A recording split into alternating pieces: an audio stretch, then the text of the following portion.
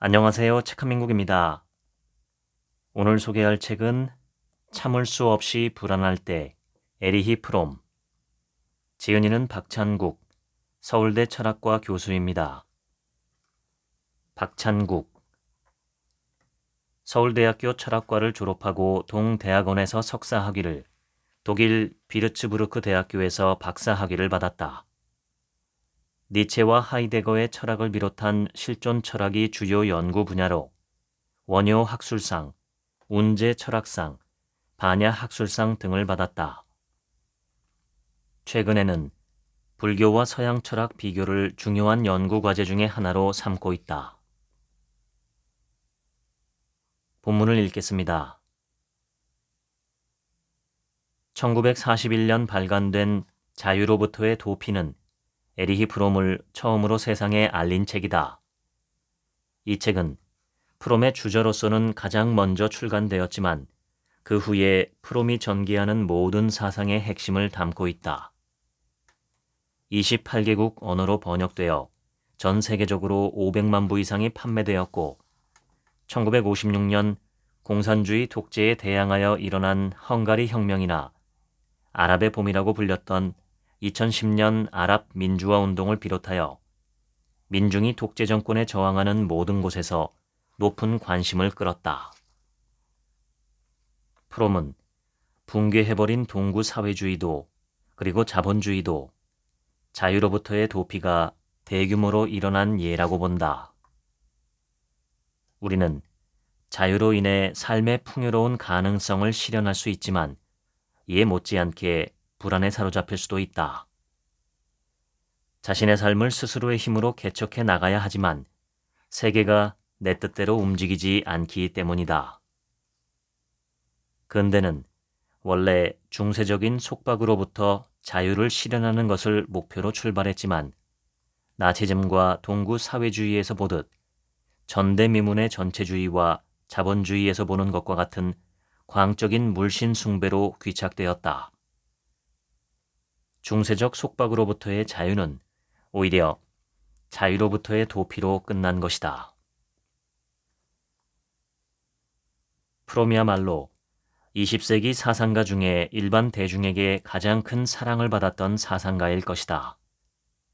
사랑의 기술은 세계 전역에서 무려 2,500만 부가 팔렸으며 오늘날까지도 하버드 대학 학생들이 가장 좋아하는 책으로 꼽힌다.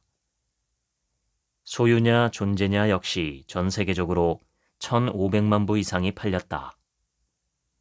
철학자 중에서 일반 대중에게 이렇게 많이 읽힌 사람은 없었을 것이다. 프롬은 현대 사회에서 사람들이 겪고 있는 갖가지 병리 현상, 예컨대 자살, 우울증, 알코올 중독, 고독감, 무력감의 근본 원인을 진단하면서 그것들을 극복할 수 있는 방안을 모색했다. 프롬은 특정한 종교는 물론이고 철학이나 심리학의 어떤 특정한 사조에 구속되지 않고 선불교, 유대교 신비주의, 기독교 신비주의, 실존 철학, 마르크스 사상, 프로이트의 정신분석학 등의 통찰을 모두 수용하고 있다. 인간의 성장과 행복에 도움이 되는 모든 통찰을 기꺼이 받아들이고 있는 것이다. 이 점에서 나는 프롬이야말로 20세기 사상가 중에서 가장 개방적이고 균형 잡힌 사상가이며 니체가 말하는 자유로운 정신을 가장 잘 구현한 사상가라고 생각한다. 니체의 자유로운 정신이란 어떤 특정한 관점에 매이지 않고 하나의 사태를 다양한 관점에서 볼 수 있는 정신이다. 이는 너무나 당연한 일로 보이지만 사실 쉬운 일이 아니다. 사람들은 자신의 신조와 조금이라도 다른 뉘앙스를 풍기는 말에는 귀를 틀어막고 듣지 않으려는 경향이 있다. 특히 정치적인 문제나 종교적인 문제와 관련하여 이러한 경향은 더욱 심해진다. 인류의 역사는 항상 프레임을 만들고 모든 것을 그 프레임에 따라 재단하는 역사였다. 참된 기독교인과 이단이라는 프레임, 고귀한 아리아인과 사악한 유대인이라는 프레임, 훌륭한 백인과 열등한 흑인이라는 프레임, 위대한 미국과 악의 축이라는 프레임, 사회주의자와 반동분자라는 프레임, 애국 세력과 빨갱이라는 프레임, 최근 우리나라에서 새롭게 등장한 독립운동 세력과 토착 왜구라는 프레임 등 다채로운 프레임이 있었다. 프레임에 따른 사고방식은 흑백 논리에 입각해 있다. 정상으로 간주되는 집단은 무조건적으로 선하고 비정상으로 간주되는 집단은 무조건적으로 악한 집단이 되는 것이다. 종교인들이나 정치인들은 이러한 프레임을 만들어 대중을 현혹하며 권력을 장악한다. 대중은 프레임에 따른 선동에 너무나 잘 넘어간다. 프롬은 사랑이야말로 인간을 불안과 절망에서 구원해줄 유일한 해결책이라고 보았다. 그는 참된 사랑은 자기 주위의 몇 사람에 대한 사랑에서 그치지 않고 사해 동포주의적인 성격을 갖는다고 보았다. 따라서 프롬은 세계 평화와 인본주의적 사회를 실현하기 위해서 노력했다. 독일 태생의 유대인이었던 프롬은 나치의 박해를 피해 미국으로 망명한 아픔을 지니고 있었다. 그럼에도 프롬은 이스라엘 건국에 반대했다. 팔레스타인 사람들이 오랜 세월 동안 그 땅에서 살아왔는데 유대인들이 과거에 자신들 땅이었다는 이유로 그 땅을 뺏는 것은 부당하다고 본 것이다. 프롬은 이스라엘 건국으로 팔레스타인 사람들과 이스라엘 사람들 사이에 끊임없는 갈등과 전쟁이 일어날 것을 우려했다.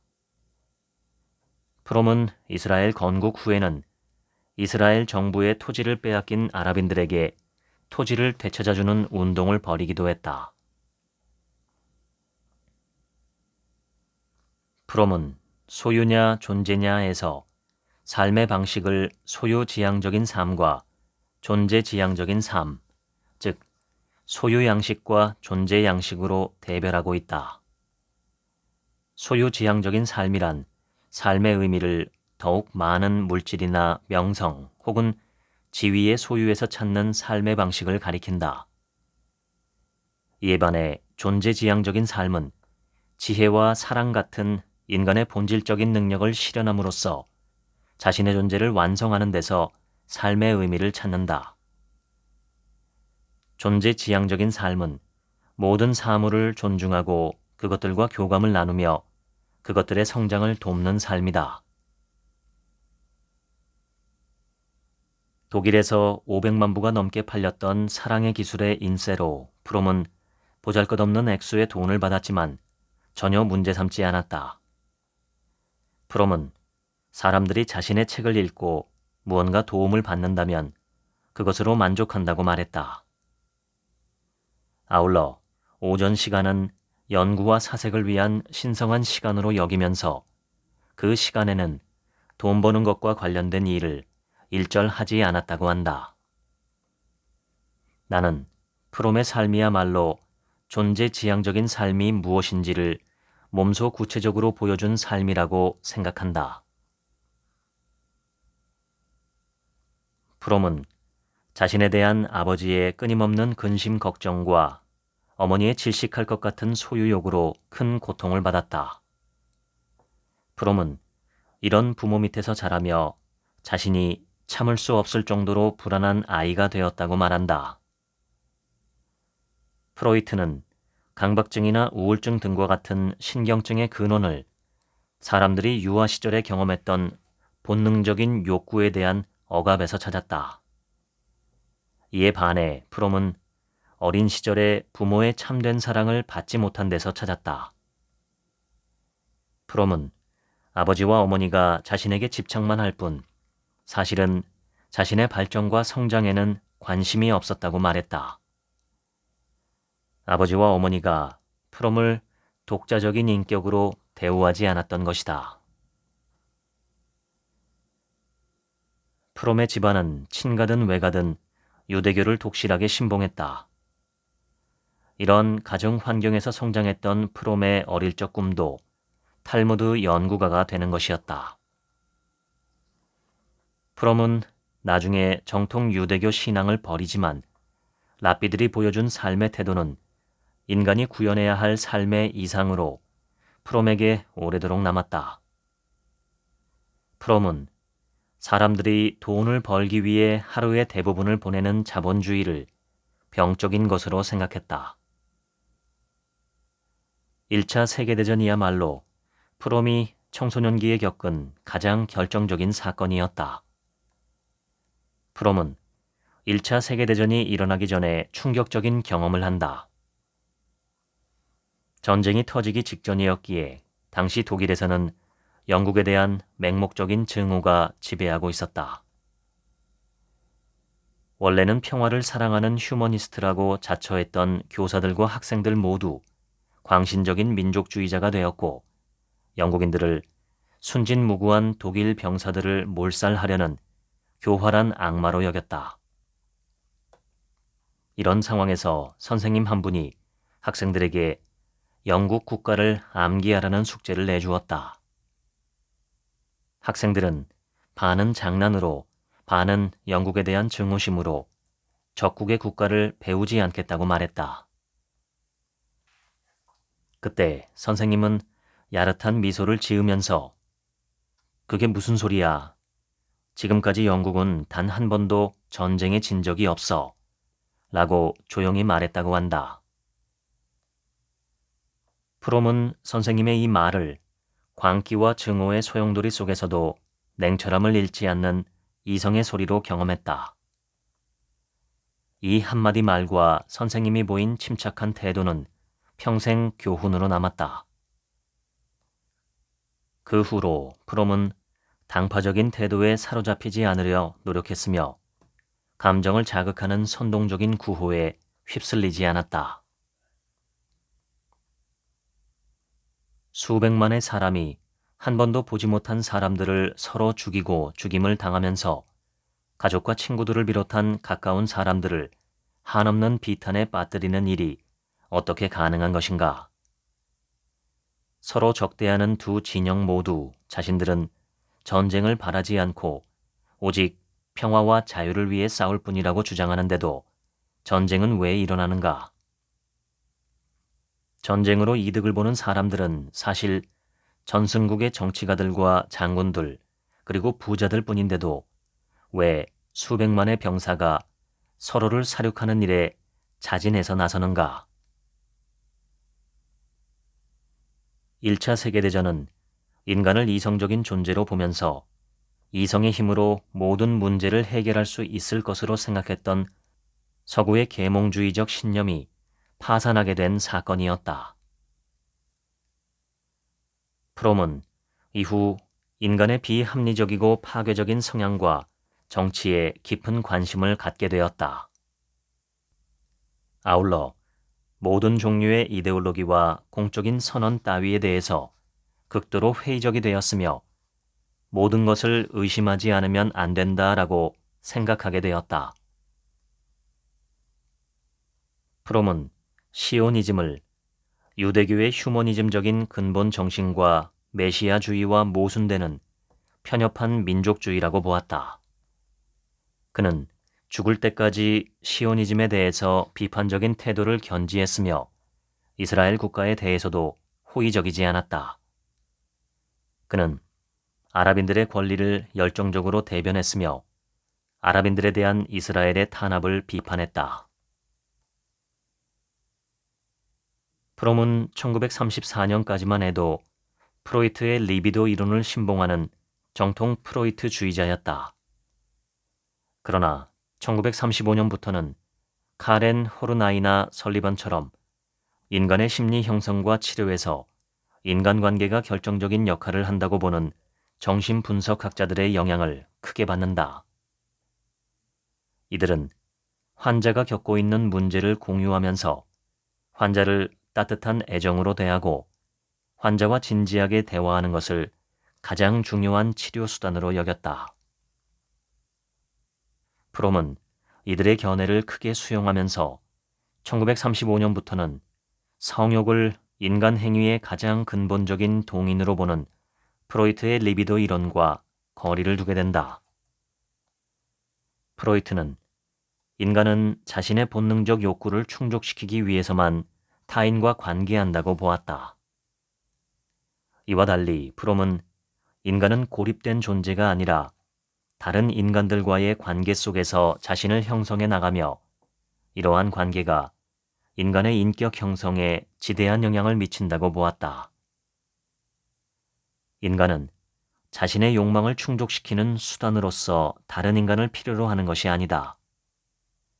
오히려 다른 인간들과의 관계를 통해서 비로소 자기 자신이 되고 완전한 인격으로 성장할 수 있기 때문에 다른 인간들을 필요로 한다. 프로이트는 신경증의 기원을 자아가 성숙하지 못한 어린아이가 자신의 성욕과 부모의 권위 사이에서 겪는 심리적인 갈등을 제대로 해결하지 못한 데서 찾고 있다. 이러한 갈등을 프로이트는 오이디푸스 콤플렉스라고 부른다. 그러나 프롬은 신경증은 어린아이와 아버지 사이의 성적인 경쟁에서 비롯되는 것이 아니라 가부장적인 사회 분위기 아래에서 부모가 어린아이에게 행사하는 권위적인 억압과 이에 대한 어린아이의 반발에서 비롯된다고 본다. 어린아이는 부모의 권위적인 억압에 대해서 반발하지만 이러한 반발이 실패로 끝나면서 어린아이가 받는 상처야말로 모든 신경증의 근원이 된다. 프롬은 자신의 정신분석학을 인본주의적 정신분석학이라고 불렀다. 이러한 정신분석학은 단순히 환자가 사회에 잘 적응하는 인간이 되는 것을 넘어서 이성과 사랑과 같은 인간의 본질적인 능력을 개화하도록 돕는 것을 목표한다. 왜 나는 현재의 나인가? 라는 질문에 대해서 통속적인 정신분석학은 현재의 내가 된 것은 어린 시절의 내가 그렇게 되도록 조건 지어졌기 때문이라고 본다. 하지만 인간의 삶이 이렇게 환경과 조건에 의해서 결정된다면 인간이 독립적인 존재가 되는 것은 불가능하다. 프롬은 4살 혹은 5살의 아이도 자기 나름대로 주체적으로 반응할 수 있는 능력을 가지고 있다고 본다. 따라서 현재의 내가 이런 것은 내 어머니가 나를 잘못 길렀기 때문이다 라고 말할 수 없다. 중요한 것은 왜 내가 현재의 내가 되었는가가 아니라 나는 누구인가 라고 묻는 것이며 어떻게 다른 식으로 행동할 수 있는가, 그리고 자기 자신을 구원하기 위해서 나는 지금 무엇을 해야 하는가 라는 것이다. 마르크스를 연구하며 프롬은 그를 프로이트보다 더 높이 평가하게 되었다. 프롬은 무엇보다도 세계 평화와 사회 동포주의에 대한 마르크스의 열정에 크게 감동받았다. 프롬은 어린 시절부터 독일 사회에 만연된 반유대주의를 온몸으로 체험했다. 이런 프롬에게 세계 평화와 사회 동포주의라는 예언자적인 비전만큼 정신을 고무하는 것은 없었다. 프롬은 마르크스를 높이 평가했지만 동구 사회주의에 대해서는 극히 비판적이었다. 그는 동구 사회주의를 마르크스주의를 표방하는 소수의 관료들이 일반 대중을 지배하는 야만적인 사회로 보았다. 프롬은 유토피아가 실현되기 위해서는 단순한 사회구조의 변화만으로는 부족하며 인간 성격의 근본적인 변화가 함께 수반되어야 한다고 보았다. 이 점에서 프롬은 마르크스에 대해서도 비판적이다. 마르크스는 잘못된 사회구조만 바로잡으면 인간에게 원래 존재하는 선한 본성이 발휘되어 사랑과 조화가 넘치는 사회가 이루어진다고 보았다. 프롬은 이러한 인간관은 순진한 것이라고 보았으며 인간이 변화하기 위해서는 사회 구조의 변화 못지않게 인간 개개인의 노력이 필수적이라고 보았다. 프롬은 사랑의 기술에서 남녀 사이의 사랑을 다른 성과 완전하게 융합하려는 갈망이라고 말하고 있다. 프로이트는 성욕을 육체에서 화학적으로 생기는 고통스러운 긴장 상태라고 보면서 남녀 사이의 성행위는 이러한 긴장 상태에서 해방되는 것을 목표한다고 본다. 그러나 프롬은 남녀 사이의 사랑이야말로 가장 기만적인 것이 될 수 있다고 말한다. 로미오와 줄리엣의 사랑처럼 영화나 소설에서 자주 묘사되고 흔히 위대한 사랑으로 불리는 사랑은 사실 우상 숭배적인 성격을 갖는 경우가 많다. 어떤 사람이 자기 자신의 힘을 창조적으로 전개하지 못할 경우에 그는 사랑하는 사람을 우상화하기 쉽다. 그는 자신이 숭배하는 이성 없이는 자신의 인생이 아무것도 아니라고 생각한다. 이러한 우상 숭배적 사랑은 보통 매우 격렬한 형태로 나타나기 때문에 참되고 위대한 사랑으로 묘사되는 경향이 있다. 그러나 이러한 격렬함은 사실 극심한 절망과 고독의 표현에 지나지 않는다. 프롬은 서양의 선불교를 소개한 스즈키 다이세츠와 정신분석학과 선불교를 주제로 1957년 공동 세미나를 개최한다. 프롬은 그때 자신이 선불교의 본질을 이해하게 되었다고 생각했다. 프롬은 이렇게 평하고 있다. 선은 내가 알고 있는 한에서는 가장 세련된 반이데올로기적이고 이성적인 체계이며 그것은 비종교적 종교를 발전시키고 있다. 여기서 비종교적 종교라는 것은 선불교가 그리스도교나 이슬람과 같이 인격신이나 특정한 교리와 예식 체계를 무조건적으로 신봉하는 종교가 아니라는 것을 의미한다. 선불교가 목표하는 것은 인간을 지혜와 사랑으로 충만한 인간으로 변화시키는 것뿐이다. 프롬은 매일 아침 10시에서 11시까지 명상을 했다. 프롬은 꾸준히 참선 수행을 하면서 성품이 많이 변화되었다. 종종 거만하고 깐깐했으며 심하게 우울해하기도 했던 프롬은 따뜻하고 친근미가 있는 사람으로 변화되었다.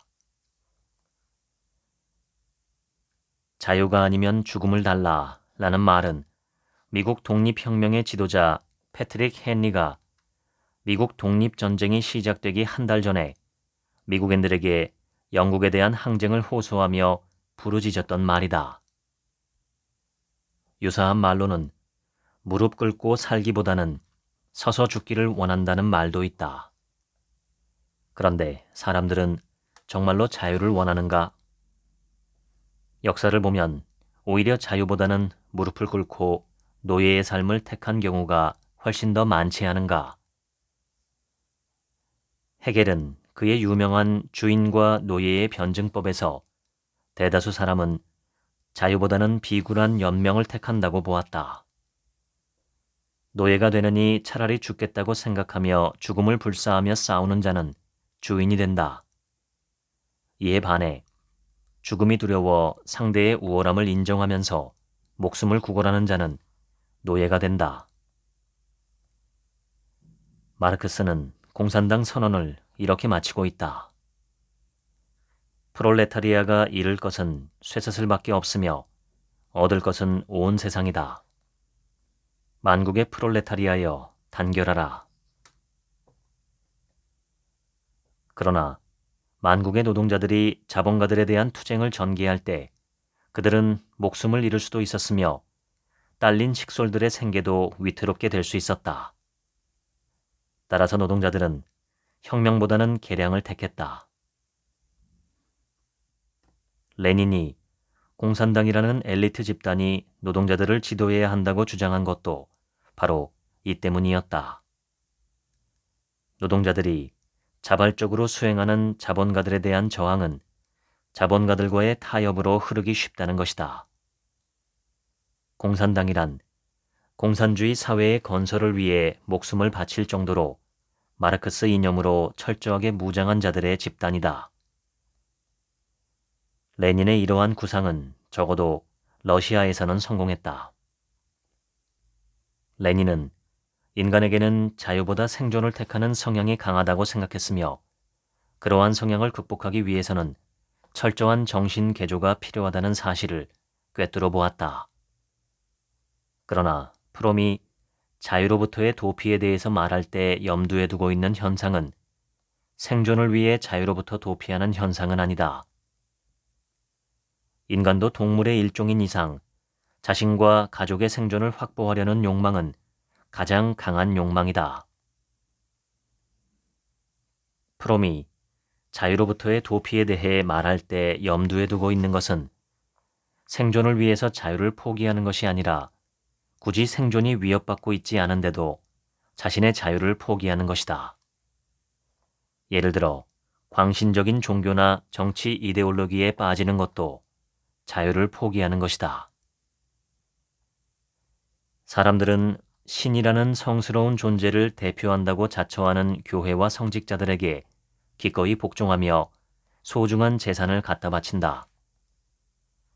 마찬가지로 민중이라는 숭고한 존재를 대표한다고 자처하는 정치가들에게 정권을 넘기고 그들의 권위에 기꺼이 복종한다. 우리는 사람들이 어떻게 해서 신천지 교주인 이만이라든가 히틀러나 스탈린 같은 인간들에게 절대적으로 복종하게 되었는지 의아해야 한다. 그러나 이러한 현상은 드문 게 아니라 쉽게 찾아볼 수 있는 현상이다. 광신적인 종교나 정치 이데올로기에 빠지지 않은 사람들이라고 해서 자유를 택한 것은 아니다. 자본주의 사회에서는 많은 이들이 물신의 노예가 되는 것을 택한다. 죽을 때까지 다 쓰지도 못할 부를 얻기 위해 자신을 혹사한다. 프롬이 자유로부터의 도피에서 탐구하고 있는 것은 바로 이러한 현상이다. 인간이 왜 자유로부터 도피하는지 살펴보기 전에 자유란 무엇인가에 대해서부터 탐구할 필요가 있다. 동물에게는 본능에 따라서 사는 삶이 합리적이고 건강한 삶이다. 건강한 삶에 도움이 되는 방식으로 행동하는 것이 자유라고 새롭게 정의할 필요가 있다.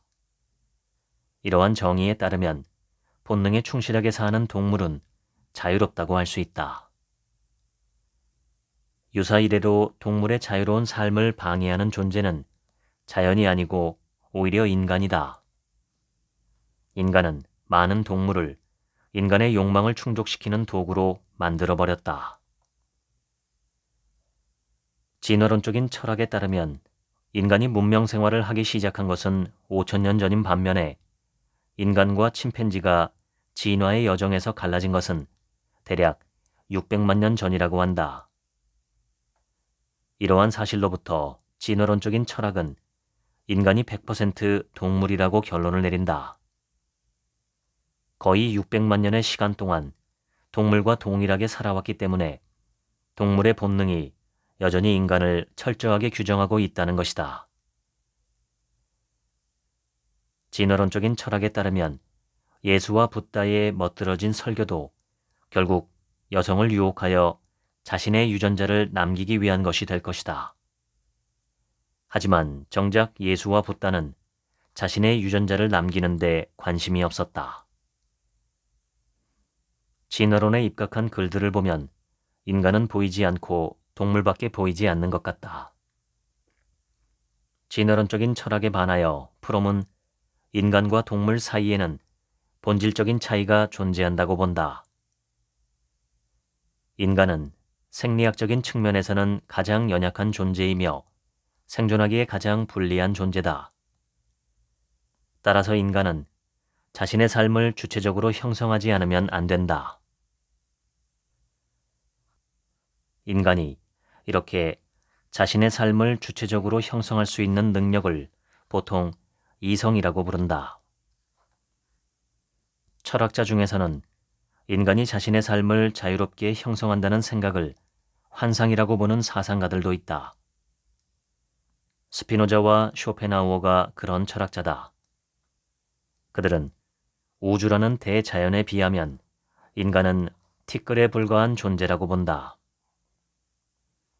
철학적인 사변이야 어떻든 인간은 자신의 삶을 스스로 형성해 나가야 한다고 느끼며 필경 스피노자나 쇼펜하우어도 그렇게 느꼈을 것이다. 하이데거에 따르면 인간은 자기 자신의 존재를 문제 삼는 존재다. 어떻게 살지 고뇌하는 존재라는 의미다. 동물은 자신이 어떻게 살 것인지 고뇌하지 않는다. 동물은 본능에 따라 살 뿐이다. 그러나 이성과 상상력에 의해서 자신의 삶을 형성해 나가야만 하는 인간은 어떻게 살아야 하는지를 두고 고뇌한다. 사람들이 실질적으로 가장 많이 시도하는 방법은 어떤 특정한 집단과 그것이 따르는 관습이나 신조에 자신을 예속시키는 것이다. 집단의 자신을 예속시키며 합의를 획득하는 방식은 그 집단을 절대시하면서 다른 집단을 무시하고 지배하려는 태도를 낳으며 갈등과 투쟁을 야기한다. 프롬은 우리가 고독감을 극복하면서 참된 결합과 합의를 실현할 수 있는 유일한 길은 사랑이라고 말하고 있다. 참된 사랑은 첫째로 사랑하는 자의 생명과 성장에 대한 적극적인 관심과 보살핌으로 나타난다. 이러한 관심과 보살핌에는 사랑의 두 번째 요소인 책임이 포함되어 있다. 책임은 다른 인간의 잘잘못을 함께 책임지려는 것이다. 사랑의 세 번째 요소는 존경이다. 상대에 대한 존경심을 결여할 경우 상대방에 대해서 책임지려는 태도는 상대를 지배하고 소유하는 태도로 타락하기 쉽다. 발정기가 되면 본능에 내몰려 교미하는 동물들과 달리 인간에게 있어 사랑이 결부되지 않은 성행위는 씁쓸함을 남긴다. 식욕 역시 인간은 단순히 허기를 때우기 위한 욕망에서 그치지 않고 사물의 독특한 성질을 맛보고 즐기려는 욕망과 결부되어 있다. 이러한 욕망은 초월과 창조의 욕망 중 하나라고 할 수 있다. 인간의 경우에는 식욕과 성욕 같은 생리적 욕망도 실존적 욕망과 긴밀하게 얽혀서 나타나는 것이다. 실은 실존적 욕망이야말로 본능적인 욕망조차도 규정하는 가장 강한 욕망이다. 실제로 인간은 단순히 성적 만족을 얻을 수 없거나 굶주리고 있기 때문에 자살하지는 않는다. 사람들이 자살하는 이유는 고독감과 무력감, 그리고 허무감을 도저히 견딜 수 없어서, 다시 말해 실존적 욕망이 충족되지 않았기 때문이다. 따라서 인간의 복잡한 심리나 욕망은 식욕이나 성욕과 같은 본능적인 동인으로 환원하여 설명할 수 없다. 이런 의미에서 프롬은 동물의 행태로부터 인간의 행동을 설명하는 진화론과 같은 시도나 성욕을 삶의 가장 근본적인 동인으로 보는 프로이트의 이론, 그리고 인간을 단순히 환경에 수동적으로 반응하는 존재로 보는 행동주의는 인간의 실상을 제대로 파악하지 못한다고 본다. 프롬은 인간의 공격성과 파괴성은 실존적 욕망들이 생산적으로 구현되지 않을 때 생기는 왜곡된 현상이라고 본다. 플라톤 이래 서양의 전통 철학에서는 이성과 욕망을 대립하는 것으로 보면서 이성을 통해서 욕망을 다스려야 한다고 보았다. 이에 반해 프롬은 우리 내부에는 생명 지향적인 욕망과 파괴 지향적인 욕망이 서로 갈등한다고 본다. 우리에게는 다른 사람들이나 사물들과 진정한 의미의 사랑으로 결합하고 싶어하는 욕망도 있지만 다른 한편으로는 손쉽게 술과 마약에 의해서 결합하고 싶어하는 욕망도 있는 것이다. 생명지향적인 욕망은 우리의 삶에 진정한 활력과 충만한 의미를 부여하기 때문에 그러한 욕망을 이성적인 욕망이라고 부를 수 있다. 이에 반해 파괴지향적인 욕망은 우리의 삶을 병들게 하고 공허 속에 남겨둔다는 의미에서 비이성적인 욕망이라고 부를 수 있다. 이런 의미에서 이성과 욕망이 우리 안에서 싸우는 것이 아니라 이성적인 욕망과 비이성적인 욕망이 서로 싸운다. 그런데 우리는 어떤 욕망이 이성적인 욕망이고 비이성적인 욕망인지 쉽게 알 수 없다. 나치즘이나 마르크스주의를 광신적으로 신봉하던 사람들은 자신이 철저하게 이성적인 사람이라고 믿었으며 오히려 다른 사람들을 비이성적이라고 믿었다. 프롬은 병적인 이성과 욕망에 입각한 병적인 실존을 소유지향적인 삶 내지 죽음지향적인 삶이라고 부르는 반면 건전한 이성과 욕망에 입각한 건강한 실존을 존재지향적인 삶 또는 생명지향적인 삶이라고 부르고 있다. 프롬은 우울증을 비롯한 갖가지 신경증은 인간이 생산적으로 완전하게 살아가는 데 실패했기 때문에 생기는 것일 뿐이라고 본다. 프롬의 이러한 파악은 실존 철학자의 원조라고 할 수 있는 키르케고르의 파악과 일치한다. 키르케고르는 우울이란 정신이 감각적 향락을 위한 도구로 전락한 자신의 처지에 대해서 짜증을 내는 정신의 히스테리라고 불렀다. 프롬은 아리스토텔레스와 마찬가지로 이성적으로 사고하고 행동하는 것이 습관화되고 체화된 사람이 자신의 삶에 대해서 갖는 만족감을 행복이라고 보았다. 다시 말해 인간의 행복은 돈이나 명성 혹은 권력에 달린 것이 아니라 인격적 성숙의 정도에 달려 있다는 것이다. 프롬은 인간 개개인의 삶의 과제는 궁극적으로 인간의 자기중심성, 즉 나르시시즘을 극복하는 데 있다고 본다. 이 경우 나르시시즘은 어떤 한 개인이 자기 자신에게만 집착하는 것뿐 아니라 자신의 가족이나 종교 혹은 집단에 편협하게 집착하는 것까지 모두 포함한다. 인간은 자신의 편협한 이해 관심과 관점을 떠나서 사물을 객관적이고 공정하게 보려고 노력해야 하며 자신의 이해를 다른 인간들과 존재자들에게 강요하는 것이 아니라 다른 사물들의 성장을 돕는 사랑의 인간이 되어야 한다. 프롬은 이렇게 나르시시즘을 벗어난 상태가 자기 자신에 대한 사랑과 모순되는 것이 아니라 오히려 진정한 의미에서 자신을 사랑하는 것이라고 말한다. 오히려 프롬은 진정으로 자신을 사랑할 줄 아는 사람만이 다른 사람도 사랑할 수 있다고 본다.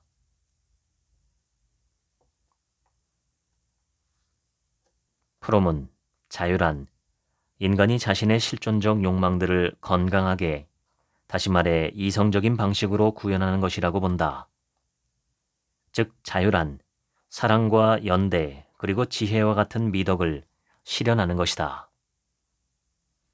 이에 반해 자유롭지 못한 인간은 독선과 광기에 사로잡힌 인간들이다. 이들은 독선과 광기의 노예가 되고 자유롭고 비판적으로 사고할 능력을 상실한 채 자신들이 숭배하는 권위에 철저하게 예속된 자들이다. 근대인은 중세 봉건 사회의 비합리적인 규범이나 신분적인 구속에서 해방되었다. 그러나 그 대신에 모든 것을 스스로 결정하고 이러한 결정에 책임을 져야 하는 상황에 처하게 되었다. 이러한 상황에서 근대인은 자유를 부담스러운 짐으로 생각하며 새로운 비이성적인 권위에 자신을 내맡기고 싶어 하게 된다. 프롬이 말하는 자유로부터의 도피는 바로 이러한 심리적 경향성을 가리킨다. 자본주의에서는 인간을 자신의 이기적인 욕망을 타산적인 방식으로 실현하려는 존재로 보는 인간관이 지배해왔다. 그러나 이러한 인간관으로는 나치즘이나 스탈린주의를 비롯한 갖가지 정치적인 이념이나 종교적인 이념에 매료된 인간들에게서 볼 수 있는 것처럼 민족이나 인민 혹은 국가나 신을 위해 자신을 희생하려 하고 권위에 자진하여 복종하려는 성향은 도저히 이해될 수 없다. 프롬은 중세사회의 인간이 불행했다고 보지는 않는다. 신분 질서는 신이 정한 것으로 여겨졌기 때문에 사람들은 신분 질서 속에서 자신의 역할을 다하며 안정감과 소속감을 느꼈다. 유교적인 신분 질서가 당연시되었던 조선시대에도 마찬가지였다. 중세시대의 농노로 태어난 사람이나 조선시대의 노비로 태어난 많은 사람도 자신들의 비참한 처지를 불가피한 숙명이라고 생각하며 받아들였을 것이다. 중세 사회는 개인에게서 자유를 빼앗지 않았다. 왜냐하면 그 시대에는 아직 개인이라는 관념 자체가 존재하지 않았기 때문이다. 사람들은 자신을 어떤 신분이나 가문 혹은 조합의 일원으로 생각했을 뿐이지 독립적인 개인으로 생각하지 못했다. 르네상스는 강력한 권력과 부를 갖는 귀족과 부르주아의 문화였다. 가난한 일반 대중은 중세사회가 제공하던 안정된 삶을 상실하고 소수의 세력가가 교묘하게 조종하고 착취하는 무조직의 군중이 되고 말았다. 새로운 전제정치가 새로운 개인주의와 동시에 나타나게 되었다. 사람들에게 소속감을 주던 지연과 혈연, 신분과 조합 등이 무너지고 사람들이 개별적인 인간으로 분산되면서 사람들은 전제정치의 폭정에 무방비 상태로 내맡겨졌다. 이러한 고독과 불안에서 벗어나기 위해 그들은 쾌락에 탐닉했고 수단을 가리지 않고 권력과 부와 명예를 추구했다. 그들은 다른 사람들을 자신들이 이용하고 조종해야 할 수단으로 간주했으며 다른 사람들의 삶을 파괴하는 일도 서슴지 않았다. 중세의 안정된 사회구조가 파괴되며 사람들은 도처에서 저기가 번뜩이는 세계에 자신이 홀로 내던져 있다고 느끼게 되었다. 이러한 고독감과 불안이야말로 르네상스 시대의 인간들이 권력과 부와 명예를 그토록 갈구하게 된 근본적인 원인이었다. 자본주의가 발달하면서 사회 질서에는 고정된 지위가 존재하지 않게 되었다. 각 개인의 운명이 각자의 능력과 노력에 달려있게 되면서 모든 지위와 부는 일시적이고 불안정한 것이 되었다. 이와 함께 불안이 사람들의 삶을 잠식하기 시작했다. 치열한 경쟁 속에서 사람들은 고독하고 불안한 존재가 되었고 이러한 불안에서 탈피하기 위해 물질적인 성공에 집착하게 되었다. 현대인들은 부를 쌓거나 과학과 기술을 발전시킴으로써 불안과 무력감을 극복하려고 한다. 이러한 방법 역시 사람들이 자신들의 내적인 힘에 의해서가 아니라 어떤 외적인 힘에 의존함으로써 불안과 무력감을 극복하려고 한다는 점에서 신이나 국가 혹은 지도자에게 의존하는 것과 본질적으로 동일하다. 다른 사람에 대한 사랑과 우리 자신에 대한 사랑은 서로 모순되는 것이 아니다. 오히려 자기 자신을 사랑하는 태도가 다른 사람을 사랑할 줄 아는 모든 사람에게서 발견된다. 자신을 사랑하는 법을 모르는 사람은 남을 사랑하는 법도 모른다. 프롬은 자유로부터 도피하기 위해 근대인들이 택하는 방식들을 분석하고 있다. 그중 가장 대표적인 것이 마조히즘이다. 원래 마조히즘이란 용어는 사디즘과 마찬가지로 성과 관련된 용어다. 상대방에게 상처를 주고 상대방을 경멸하고 지배하는 방식으로 성행위가 행해지거나 상대방에게서 학대받고 싶어하는 방식으로 성행위가 행해질 때 그것은 도착적인 성행위가 된다. 그러한 행위가 도착적이라고 불리는 이유는 그것이 사람들에게 본래 존재하는 생명지향적인 충동을 생명을 저해하는 충동으로 왜곡하기 때문이다. 오늘날에는 성적으로 지배하고 싶은 욕망이든 학대받고 싶은 욕망이든 당사자의 권리이기 때문에 마조히즘이나 사디즘도 존중되어야 한다는 극단적인 자유주의적 입장이 유행하고 있다. 그러나 프롬은 모든 욕망이 다 바람직스럽고 합리적인 것은 아니라고 본다. 어떤 욕망은 그러한 욕망에 사로잡혀 있는 그 자신을 해치고 그의 발달을 저해할 수 있다. 프롬에 따르면 마조히즘이나 사디즘이 개인적인 취향의 문제에 불과하다고 주장하는 사람들은 마조히즘이나 사디즘에서 무엇이 진정으로 문제가 되는지 꿰뚫어보지 못하고 있다. 그들은 다른 사람들의 지배를 받고 싶어 하거나 다른 사람을 지배하고 그에게 상처를 주고 싶어 하는 강력한 욕망에 사로잡혀 있는 것이다.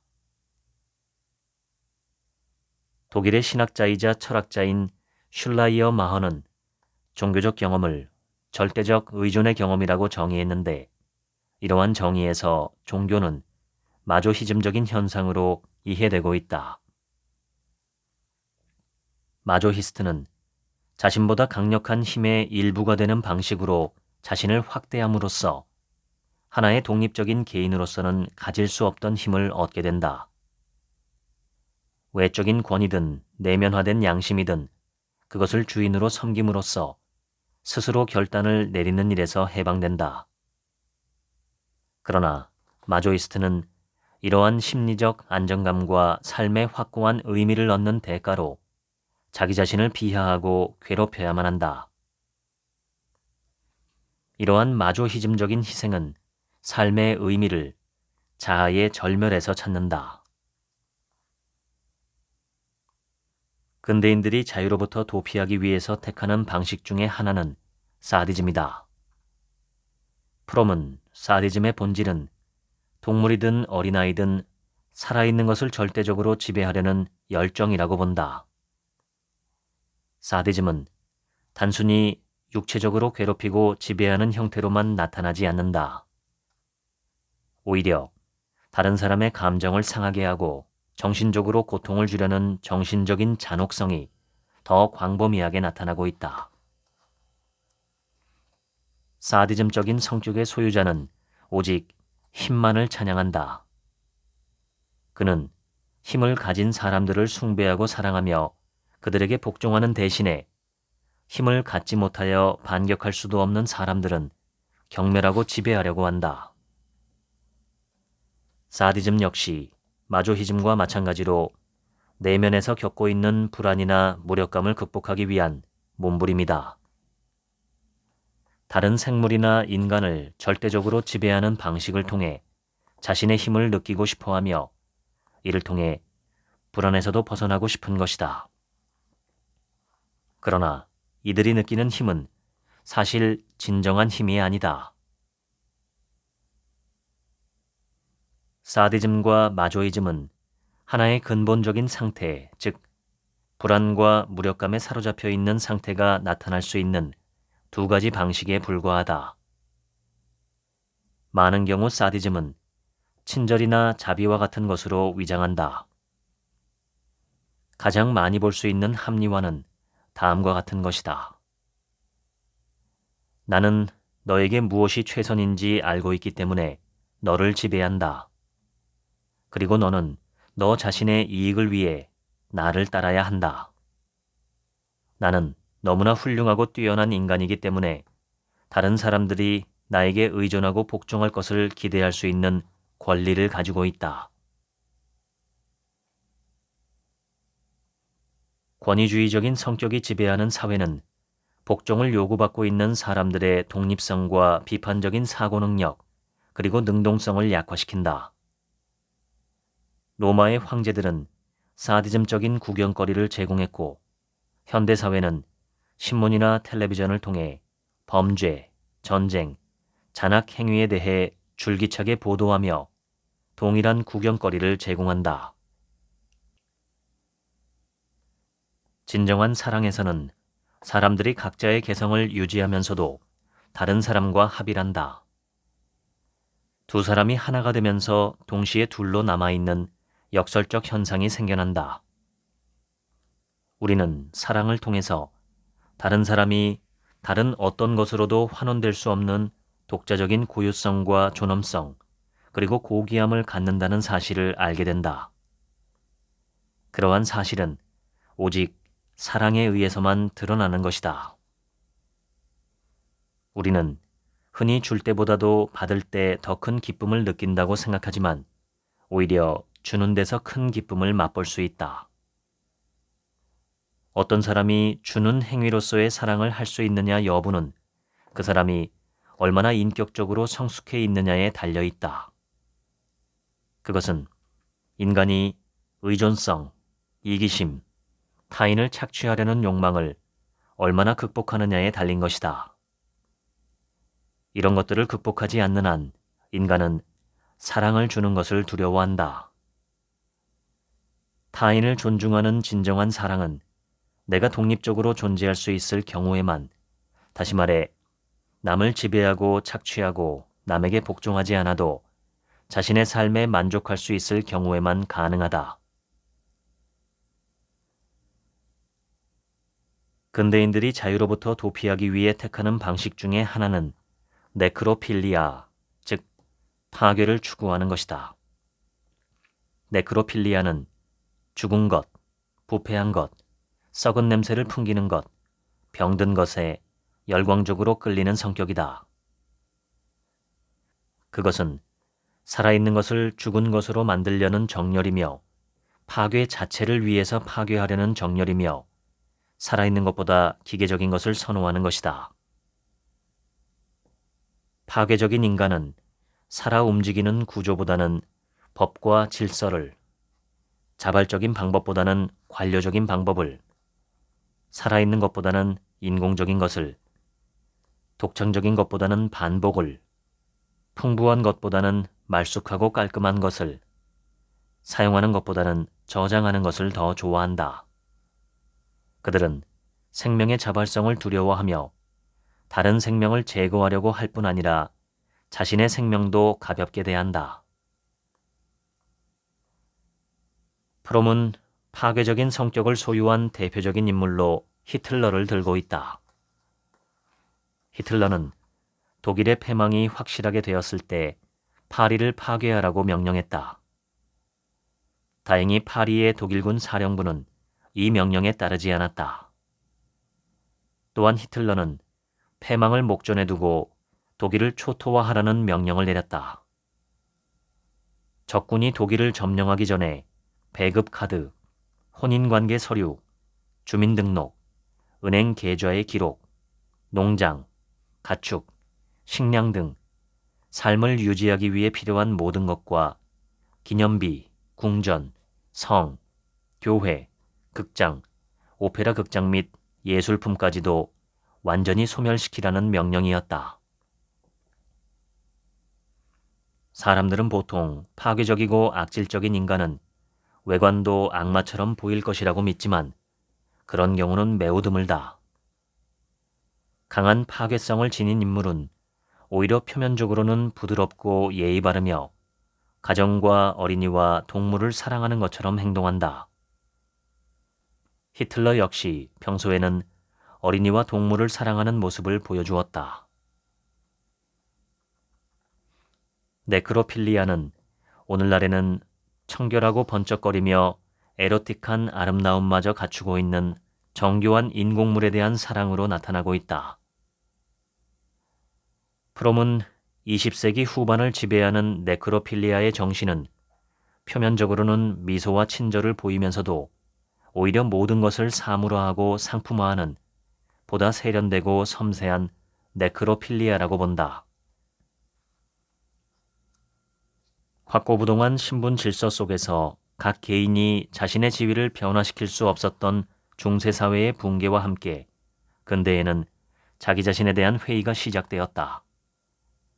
근대인들은 자신은 누구이며 어떻게 살아야 하는지에 대한 확신을 가질 수 없었다. 따라서 세계와의 전통적인 결합을 상실한 근대인들이 자신의 정체성과 안정을 어떻게 확보할 수 있느냐는 것이 근대 철학의 핵심 문제였다. 이제 인간은 신을 위한 도구는 아니지만 돈의 노예가 되었다.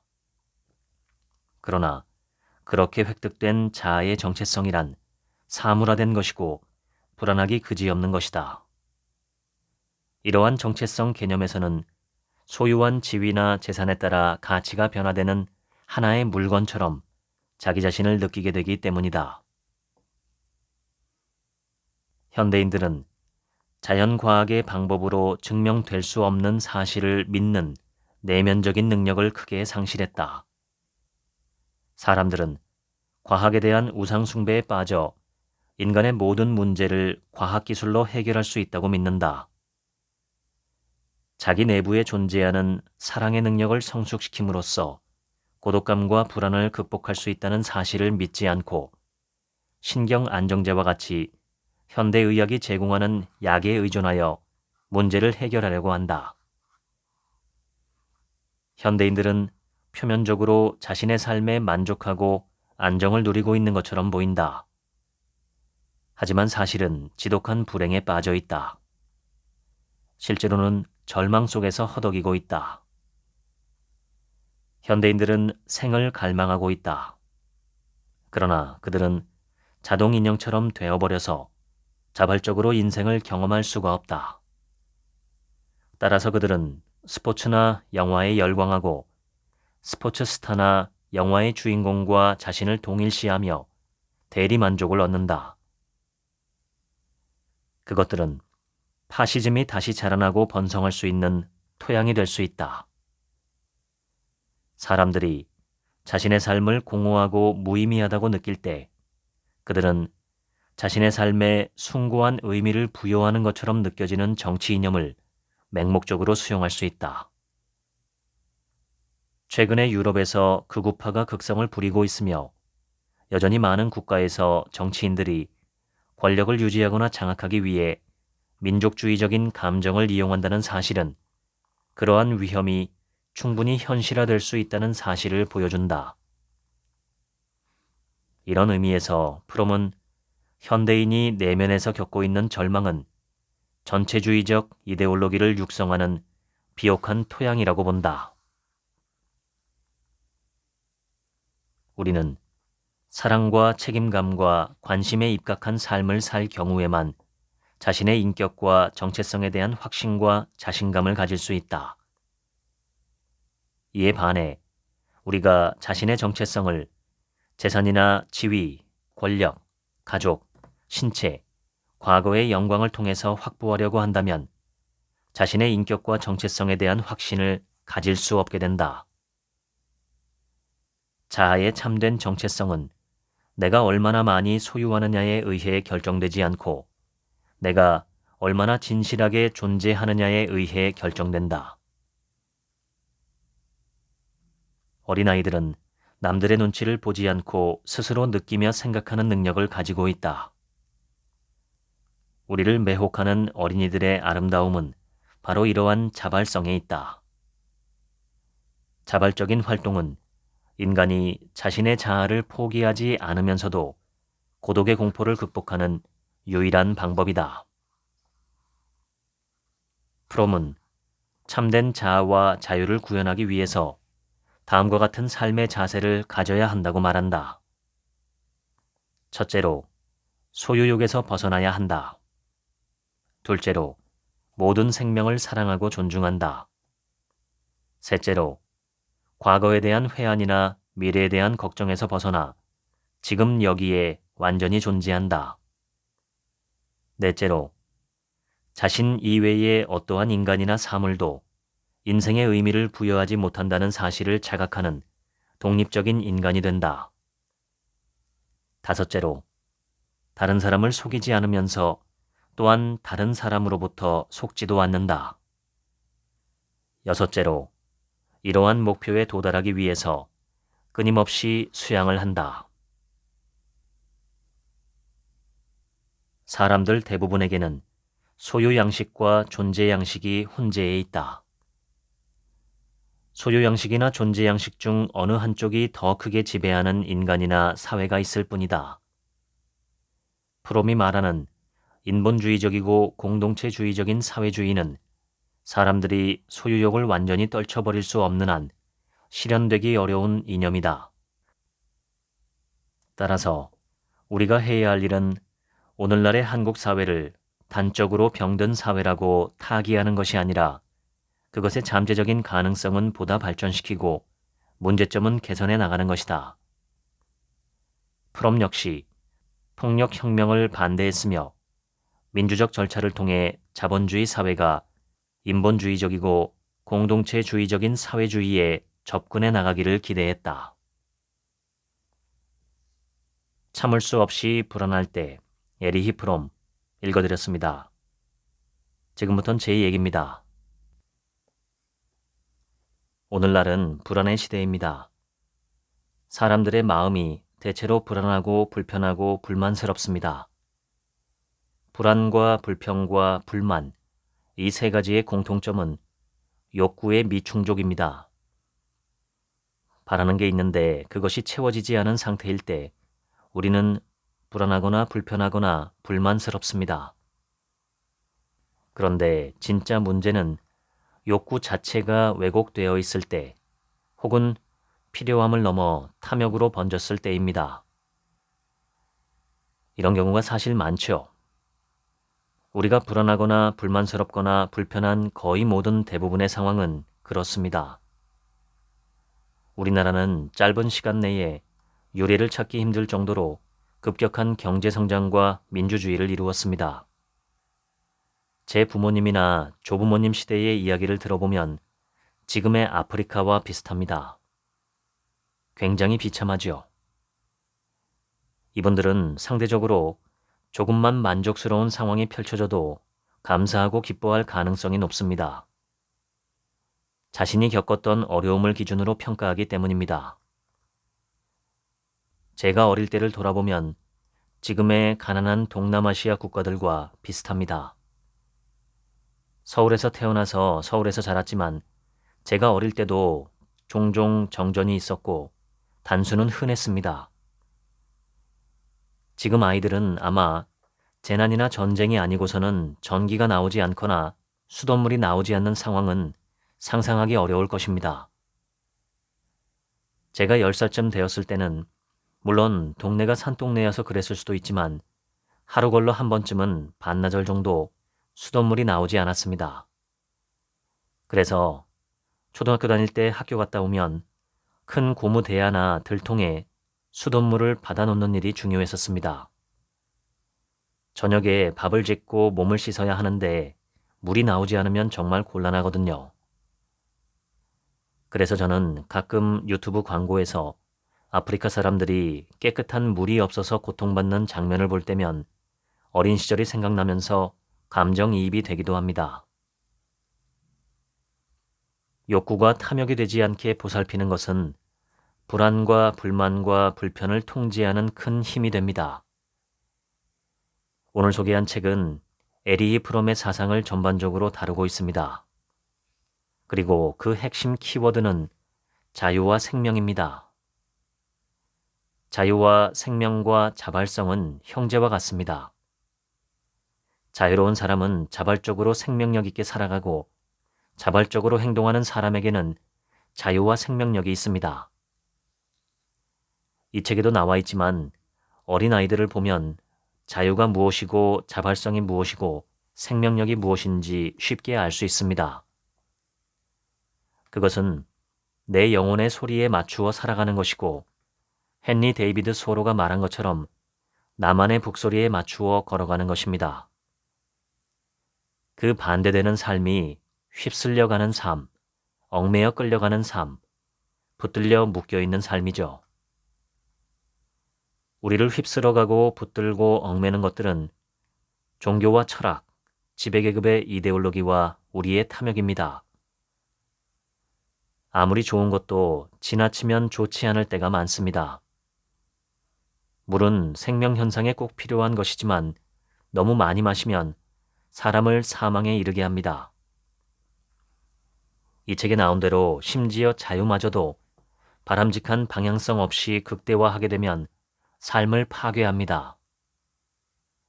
마찬가지로 종교와 철학과 사회 통제를 위한 이데올로기는 적절한 수준을 넘어서면 항상 인간을 옥죄이고 인간성을 파괴합니다.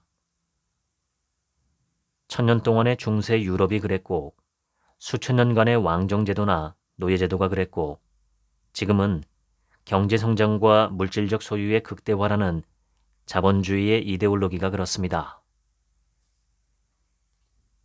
중요한 것은 우리의 정신입니다. 내가 어떤 정신의 소유자냐 하는 문제는 내가 무엇을 소유하고 있느냐보다 100배, 1000배 더 중요합니다. 당신께서는 어떤 정신의 소유자이신가요? 어떤 정신적 가치를 가지고 있으며 어떤 정신적 가치를 꿈꾸고 지향하며 살아가고 계신가요?